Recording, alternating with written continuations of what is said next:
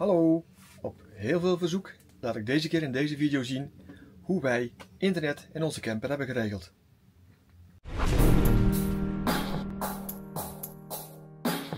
Ja, internet in de camper was 10 jaar geleden helemaal niet belangrijk, maar nu echt heel erg belangrijk. Dat zie je wel op de campersplekken en op de campings. Overal hebben ze voortaan internet en wifi verbindingen. En ik heb er ook gebruik van gemaakt, moet eerlijk zeggen. Ik ben geen fan van openbare wifi's. Omdat het is gewoon niet veilig in mijn ogen. Er zullen best wel veilige plekken zijn, maar ik doe het liever op mijn eigen manier. Nou, er zijn heel veel manieren om het voor elkaar te krijgen, zodat je dus toch internet hebt in je camper. En heel veel mensen doen het gewoon via de telefoon, een 5G of een 4G verbindingje. En je kunt internetten. Maar ja, dat moet eerlijk zeggen, dan zit je op je eigen telefoon. En dan zijn er andere oplossingen om het in je camper een soort wifi-netwerk te maken. Wat je dan weer doet met een Starlink bijvoorbeeld, of met een hotspot of een MiFi-router. Heel veel oplossingen. Ik zelf gebruik een hotspot van Netgear. Ik heb de M6 Nighthawk Pro. En dat is eigenlijk een apparaat waar een simkaart in gaat. En die maakt van die simkaart gebruik je dus de data. En vervolgens zet hij een wifi-netwerk op in je eigen camper. Of eigenlijk, dus hij doet het tot wel 50 meter rondomheen deze. Je hebt allerlei manieren. Dus je hebt natuurlijk ook de Starlink. Starlink is op dit moment erg hot. Heel veel mensen doen het. Je hebt ook sinds kort die mini uit. Maar sinds eergisteren is de prijs van, ik geloof, 50 naar 72 euro gegaan. En ik heb de voorwaarden even gelezen. Het is bedoeld om vanaf je huislocatie te gebruiken. En je mag hem 2 maanden per kalenderjaar buiten het land van je huislocatie gebruiken. Dat vind ik nog wel een behoorlijke restrictie. Voor de rest, ja, het is unlimited. Dus je kunt helemaal losgaan, op tv kijken en dat soort dingen. Dus dat is wel een voordeel. Maar ik vind 72 euro per maand ook een kun je stopzetten. Best wel pittig. Wat heb ik dan? Nou, zoals verteld, ik heb de Netgear M6 Pro.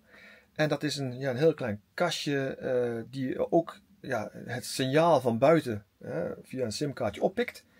En dat omzet naar een wifi signaal. En dan kun je dus met al je apparaten die je in en om je camper hebt, kun je gebruik daarvan maken en log je in op je eigen wifi. Omdat het via je eigen netwerk gaat en via je eigen dataplan, is het gewoon veilig. Want niemand kan erop inhaken. Of je moet hem opengooien. Ik heb Vodafone als abonnement en ik heb Ziggo ook als abonnement. Dus ik heb dan geluk dat we dubbele data hebben. Wat hebben we nou gedaan? Wij hebben een Red Together van Vodafone. En dat wil eigenlijk zeggen dat al onze abonnementen, dus die van Nancy en van mij, delen de data. Wat ik heb gedaan is, ik heb er nog een extra simkaartje bij aangeschaft. Dat kost 14 euro per maand geloof ik. En dan deelt hij ook die data.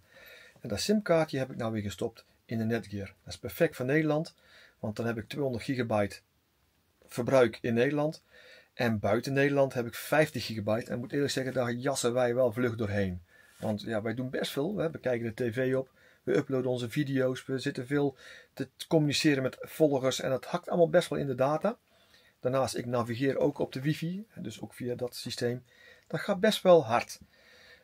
Dus die 50 gigabyte, als je lang en buiten bent, dat is zo op. Wat we dan doen, is wij kopen in het land zelf een prepaid datakaartje. Dat is vaak 20 euro. Dan heb je onbeperkt data op het netwerk in het land zelf. Dat kaartje stop ik dan dus in de Netgear. En dan gaat je op verder. Nou, die Netgear zelf, die regelt eigenlijk de rest. Je stelt hem eenmaal in. Je zorgt ervoor dat je netwerkkaartje een verbinding maakt naar buiten. Nou, dat doet je in principe bijna zelf. En dat stukje er tussenin, dus hoe ik met mijn telefoons of met mijn tablet of met mijn laptop of mijn tv of whatever inlog op de Netgear weer, dat stukje configureer je 1 keer en dan zit je eigenlijk op internet. En dan hoor ik al heel veel mensen zeggen, ja, maar een hotspotje, als je slechte internet hebt of een slechte 5G of 4G mast of helemaal niks in de buurt, dan heb je ook niks aan je hotspot. En daar moet ik je helemaal gelijk in geven, dat klopt. Maar je moet het zo zien, die Netgear heeft heel veel antennes in dat kastje zitten. Veel meer dan jij in je telefoon hebt zitten. Daarnaast is er een optie om, ik zal maar laten zien, een externe antenne aan te hangen. Ik moet eerlijk zeggen, ik heb deze nog niet eens hoeven te gebruiken. En ik heb volle bak ontvangst gehad in Nederland en Duitsland en Frankrijk. Ik ben nog niet alleen op een berg gaan staan natuurlijk op de buren. Dan zal ik hem nodig hebben, denk ik. Maar de antennes die in die kastjes zitten, er zit er een hele hoop in. Die zijn zoveel gevoeliger en zoveel beter. Om aan te geven, stonden we ergens, volgens mij was het in België, hadden we op mijn telefoon maar net 1 streepje ontvangst van de 4G. Ik ga op de Netgear kijken, 5G, 5 streepjes. Dat is het verschil zo'n beetje. En dan heb je weer een hartstikke goede verbinding. Ik heb hier dus mijn Nighthawk hangen. Dit is een 3D geprint houdertje waar hij in past. Dat vind ik wel makkelijk. En ik heb hem aangesloten op de USB. Er zit namelijk ook een batterij in, maar die wordt nogal heet, moet ik eerlijk zeggen. En ik ben daar geen fan van. Hij kan ook zonder batterij werken, maar dan moet je met USB en dan moet je op 3 ampère. En een standaard USB is 1 of 2 ampère. Dat is gewoon niet voldoende, dan start hij niet op. Gelukkig zijn er van dit soort high power en high output USB poortjes te vinden. We hebben deze ring gebouwd. Deze geeft 3 ampère output. En dat is voldoende, want nu staat hij in high power mode. Dat wil zeggen dat de antennes nog gevoeliger zijn. En ja, hij gaat niet meer uit. Hij wordt niet warm. Niks aan de hand. En dan de app natuurlijk. Je kunt hem ook gewoon bijhouden hier. Ik heb hem ingesteld via de telefoon. Dat vond ik makkelijker. Er zit gewoon een hele goede, duidelijke app bij. Je houdt er precies bij hoeveel verbruik er is geweest over het totaal. Dus ze wil dus niet zeggen wat hier, die 6,5 gig is niet van deze telefoon. Dat is het totale verbruik sinds dat hij op de stroom aangesloten staat. Met alle apparaten. Dus met tv kijken, eigenlijk alles. Houd je netjes bij en je kunt hier eigenlijk alles instellen wat je wil. Een gastennetwerk aanmaken. En dan een stukje wat eigenlijk iedereen wil weten. Hoe snel is het? Nou, dan gaan we testen. Dan doen we gewoon een speedtest. En dan gaat hij gewoon kijken. Hoe snel is nu mijn verbinding via de 5G? En zoals heel veel mensen weten, in Nederland is 5G nog niet echt 5G. Daar zijn ze nu volop mee bezig met de goede frequenties. Maar ik haal toch 91, 92 gigabyte of megabyte per seconde download. Ja, wat verbruik je dan, hè? Ja, wifi, je verbruikt in principe zoveel als dat je nodig hebt. Er zijn mensen die kijken op 4K tv. Ja, ik moet eerlijk zeggen, op zo'n kleine tv in de camper, ik heb geen 4K nodig, dus ik kijk gewoon op 1080p. Dan verbruik je een halve gigabyte per uur ongeveer. Dus dat valt best wel mee. Wat bij ons het hardste gaat is eigenlijk een beetje YouTube kijken. We zitten met 2 telefoons of met een tablet tegelijkertijd. Dan zitten we op internet en dat verbruikt wat. Zoals je zag, ik heb nou 6 gigabyte verbruikt in 2 dagen dat we hier staan. En dat is eigenlijk voor ons een beetje het gemiddelde. Er zijn natuurlijk nog veel meer andere oplossingen om wifi in je camper te krijgen of om internet op mobiel voor elkaar te krijgen dan hoe ik het doe. Ik doe het dus met een hotspot, een MiFi heet dat dan. En ik doe dat dan met de Netgear M6 Pro. Niet gesponsord, zelf gekocht, moet ik even bijzeggen. Het is geen advertentie, maar het is gewoon uitleg hoe ik het doe. En dit is volgens mij wel ook een beetje de duurste die je kunt kopen. Maar, zoals ik heb gelezen, het is ook een van de allerbeste. Dat ding is zo ontzettend gevoelig dat je bijna overal volle bak ontvangst hebt. En dat vond ik eigenlijk belangrijker dan een goedkope te kopen. Want je hebt ze ook al van 70 euro geloof ik. Niet dat die slecht zijn, maar dan, ja, ik wil gewoon het risico niet nemen. Je verbruik is toch gelijk. Pak je tv, dan kun je op een ding van 70 euro of een ding van 700 euro, je jast er net zoveel data doorheen. Dus wat het belangrijkste is in dit soort dingetjes, is je dataplan.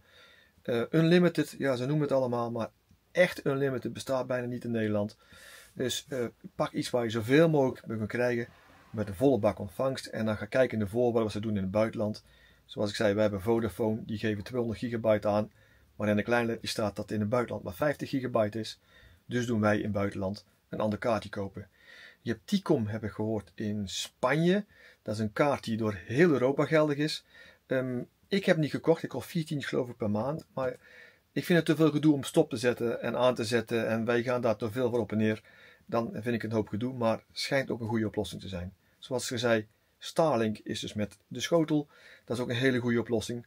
Kost weer wat meer. Maar als je heel veel reist, is dat misschien een andere oplossing. Er zijn heel veel oplossingen voor te vinden. Eigenlijk is dat dan weer. Het is maar een korte video, maar wat moet ik meer vertellen over een kastje wat gewoon goed werkt? Heel veel mensen vroegen aan mij, hoe doe jij dat nou onderweg met je internetverbinding? En eigenlijk willen heel veel mensen onderweg internet hebben. Nou, er zijn dus heel veel manieren voor. En ik doe het met dit kastje, een MiFi routertje en dan wel de Netgear. Niet zeggen dat het de beste is. Ik wil wel zeggen dat het de duurste is. Maar in mijn ogen en voor mijn gebruik is het perfect. Ik zou niet anders meer willen. Ik heb even overwogen om Starlink te nemen. Maar ik vind het nog steeds te veel gedoe om in te bouwen. Nog steeds te veel gedoe omdat je niet weet wat Elon Musk gaat doen. Die prijzen variëren nog te veel. Dus er zit nog niet echt stabiliteit in voor mij. En dan blijft er niet veel meer over dan een wifi routertje. Dus als je niet op de wifi van een camperplek willen staan. Nou, eigenlijk was hem dit weer. Ik hoop dat je een beetje iets kunt met die informatie. En dat je vragen hebt kunnen beantwoorden. Geef me dan een duimpje. En abonneer je als je nog niet geabonneerd bent. Kom binnenkort met een reisvideo. Groetjes!